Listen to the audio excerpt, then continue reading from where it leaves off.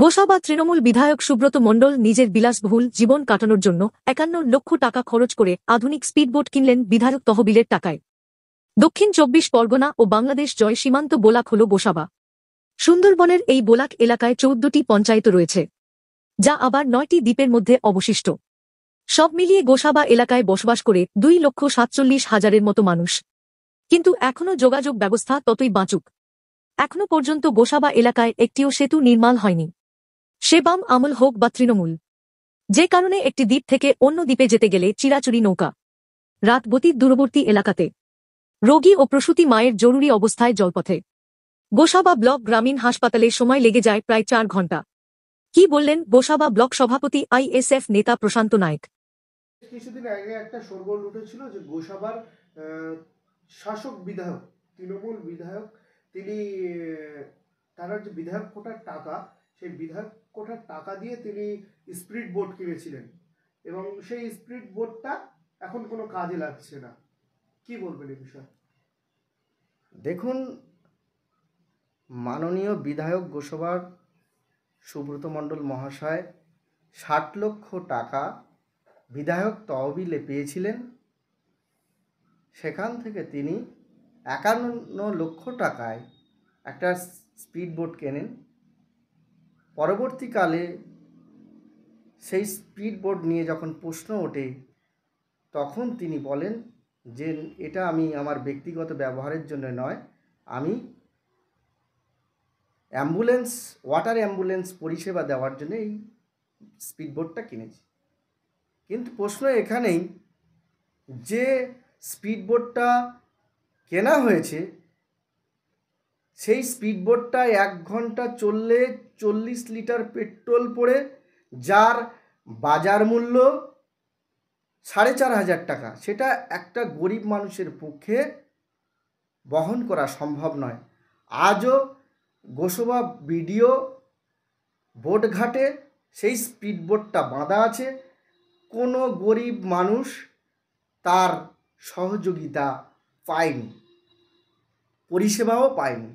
আজকের উনি যে ৬০ লক্ষ টাকা বিধায়ক তহবিলে পেয়েছিলেন, এই ৬০ লক্ষ টাকা তিনি ওখানকার যে সরকারি হাসপাতাল, সেখানে ব্যয় করে উন্নত পরিষেবা দিতে পারতেন। বর্তমান গোসাবার ভোটার ২,৩০,২৩২ জন, প্রায় ২.৫ লক্ষেরও বেশি মানুষের বসবাস। ওখানে রাতভিতে যদি কোনো মানুষ স্ট্রোক কিংবা কোনো প্রসব বেদনা চরম আকার নেয় বা ওখানকার হসপিটাল যদি পরিষেবা সঠিক না দিতে পারে, তাকে ক্যানিং বা চিত্তরঞ্জন SSKM-এ আসতে হয়।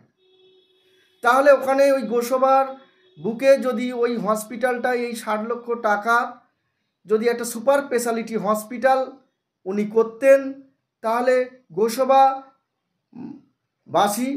এবং ওই ৯টা দ্বীপের ১৪টা অঞ্চলের মানুষ সঠিক পরিষেবা পেতে পারত এবং ওখানে বড় বড় ডাক্তার যেত, মানুষ অনেকটা স্বস্তি পেত। কিন্তু তা তিনি করলেন না। ওখানে ওখানে ওই গোসাবা বাজারে প্রায় ৭০ থেকে ৮০টা বাড়ি ভেঙে সেখানে একটা কৃষক মান্ডি, একটা মার্কেট করেছেন লক্ষ লক্ষ টাকা খরচ করে। কিন্তু সেই মার্কেটটা কৃষকদের সুবিধার্থে করা হয়েছিল, যাতে কৃষকরা সেখানে উৎপন্ন ফসলের সঠিক দাম পায়, একটা যদি কোল্ড স্টোর করা যায়। কিন্তু আজ অবধি সেটা চালু হলো না। সেরকমভাবে আমাদের গোসাবা সুন্দরবন অঞ্চলের প্রত্যন্ত এলাকায় যোগাযোগের একমাত্র মাধ্যম হচ্ছে নৌকা।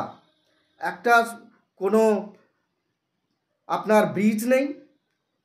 ওখানে আমরা দেখেছি আমফান, ফণী, ইয়াসের সময় নদী বাঁধ ভেঙে গিয়ে গরিব মানুষের যে সমস্ত ফসল নষ্ট হয়ে গেছে, মাছ থেকে শুরু করে একের পর এক তারা সর্বশান্ত হয়েছে।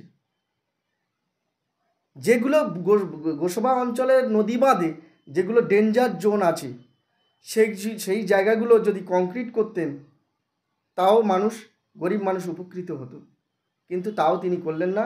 টাকাটা এমন একটা খাতে ব্যবহার করলেন, স্পিডবোট, সেখানে সেই টাকাটা বসে রাখলেও অপচয় হল।